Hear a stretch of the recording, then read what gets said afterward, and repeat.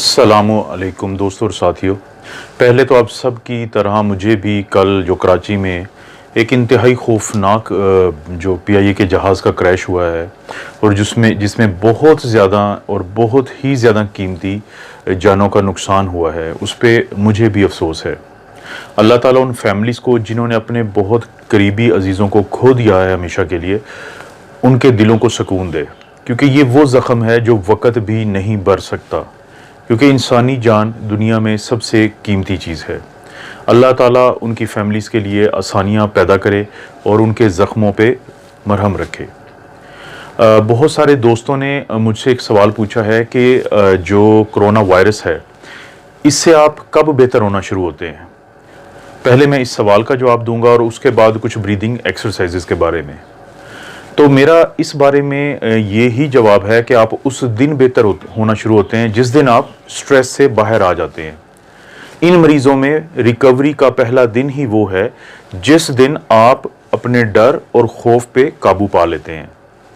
एक पाकिस्तान में एक मशहूर ऐड चलती है जिसमें वो कहते हैं कि डर के आगे जीत है, और ये 100% ठीक है। आप ये तस्वीर देखें जिसमें मैंने फेस को सिर्फ इसलिए छुपाया है क्योंकि ये अगरचे मेरे फेसबुक फ्रेंड हैं और पहले ये पेशेंट थे मेरे, लेकिन मैं इनकी इजाज़त से किसी दिन आपको तफसील से इस केस के बारे में बताऊंगा। इस तस्वीर में अगरचे बज़ाहिर कुछ नज़र ऐसा नहीं आएगा जो कि यूनिक हो, लेकिन अगर आप क्लोज़अप में जाएं तो इस शख्स की गर्दन के पास एक छोटा सा सुराख है। यहाँ पे एक सांस की नाली डली हुई थी जिसको हम ट्रेकियोस्टमी ट्यूब कहते हैं। ये शख्स वेंटिलेटर पे रहा है। इसको एक बीमारी थी जो बैक्टीरिया की वजह से होती है, जिसको हम कहते हैं ज्ञान बरे सिंड्रोम। ये अपने माँ बाप का अकलौता बेटा है। जब इसको ये बीमारी हुई और ये बिल्कुल इसका धड़ मफलूज हो गया तो ये मशीनों पे चला गया, वेंटिलेटर्स पे चला गया 3 हफ्ते के लिए। लेकिन वेंटिलेटर पे जाने के बाद, वेंटिलेटर पे जाने से पहले एक चीज़ पे ये 100% इजहार करता था कि मैंने ठीक होना है और मैं हर सूरत बेहतरी की तरफ जाऊंगा। चाहे ये 3 हफ्ते वेंटिलेटर पे रहा और चाहे ये 3 महीने हमारे हॉस्पिटल में रहा, और उस दौरान इसके इलाज में हमने प्लाज्मा फेरेसिस का अमल इस्तेमाल किया। उसमें होता यह है कि हम मरीज के खून की सफाई करते हैं और किसी भी शख्स का फिर प्लाज्मा लगा देते हैं, क्योंकि सफाई के दौरान इसका अपना प्लाज्मा निकाला जाता है। अपनी इस कुव्वत इरादी और स्ट्रेस फ्री होने की वजह से ये शख्स ना सिर्फ ये कि बेहतर हुआ इस बीमारी से, बल्कि आज बिल्कुल एक नॉर्मल ज़िंदगी गुजार रहा है। ये मिसाल देने का सिर्फ एक मकसद है कि अगर आप कोरोना वायरस के दिनों में स्ट्रेस में नहीं जाते या जितना जल्दी स्ट्रेस से निकल आएंगे तो वो आपका रिकवरी का या सेहतयाब होने का पहला दिन होगा। ब्रीदिंग एक्सरसाइजेस के बारे में, क्योंकि काफ़ी दोस्तों ने मुझे कहा है कि या तो उनको वो वीडियो मिलती नहीं है या कभी उनको मिलती है और कभी नहीं मिलती, तो मैं फिर दोबारा 3 एक्सरसाइजेस के ऊपर एक छोटा सा ये क्लिप बना रहा हूँ।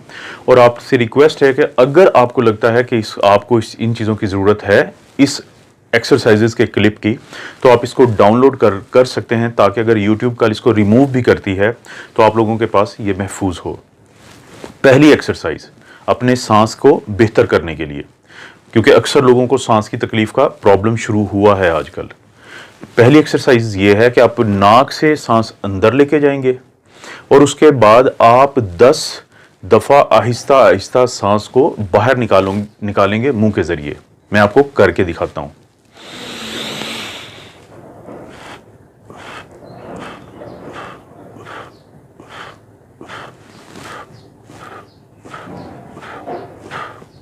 यानी मैंने इनहेल किया नाक के थ्रू और मैंने मुंह से आहिस्ता आहिस्ता 10 दफ़ा इस सांस को बाहर निकाला, क्योंकि जब ये सांस थोड़ा अंदर रहेगा तो ये फेफड़ों को एक्सपेंड करेगा, उनकी ऑक्सीजन अंदर भेजने की सलाहियत को बढ़ाएगा और नीचे के एरिया को कोलैप्स होने से या दबने से बचाएगा।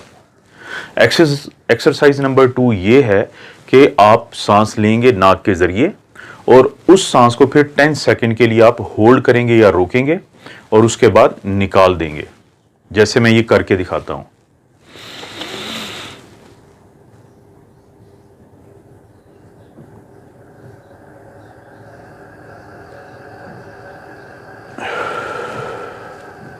ये जब मैं सांस नाक के जरिए अंदर लेके गया और मैंने जब 10 सेकंड के लिए इसको होल्ड किया, तो आप अपने जहन में लाएं एक ऐसा बैलून या गुब्बारा कि जब आप उसको उसमें हवा भरते हैं और उसके बाद 10 सेकंड के लिए उसको होल्ड करते हैं, तो ये लंग्स को ये जो ऑक्सीजन है, ये जो हवा है, ये खोलती है ताकि आपके सांस में आसानी पैदा हो।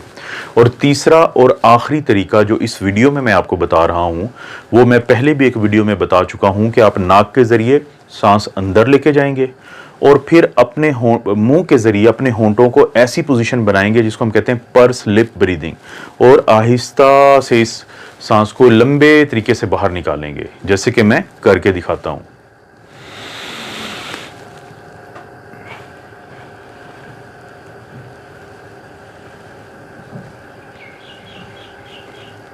इसको कहते हैं पर्स लिप ब्रीदिंग। और ये वही ब्रीदिंग है कि जो दायमी दमा के मरीज़ होते हैं, दायमी सांस के मसले के मरीज़ होते हैं, डॉक्टर्स उनको भी एडवाइस करते हैं ताकि उनके फेफड़ों की ज़्यादा से ज़्यादा ऑक्सीजन जिस्म में भेजने की सलाहियत बरकरार रहे और बढ़े। तो नाक से इनहेल करें और उसके बाद अपने होंठों को एक ऐसी सील बना के स्लोली उसको रिलीज़ करें, जिसको हम कहते हैं पर्स लिप ब्रीदिंग। तो मुझे उम्मीद है कि अगर आप ये 3 एक्सरसाइजेस को करेंगे तो आपका सांस जो बाज़-औक़ात ख़राब हो जाता है वो बहुत बेहतर हो जाएगा। और आप लोगों से दरख्वास्त है कि आज आपने ख़ुसूसी तौर पे उन फैमिलीज़ के लिए जिन्होंने अपने प्यारों को खो दिया है, उनके लिए ये दुआ करें कि अल्लाह उनके इस दुख को बर्दाश्त करने की सलाहियत में इजाफ़ा करे। अपना और अपनी फैमिलीज़ का ख्याल रखें। अल्लाह ताला आपको और आपकी फैमिली को हर किस्म की आजमाइश, बुराई और बीमारी से महफूज रखे।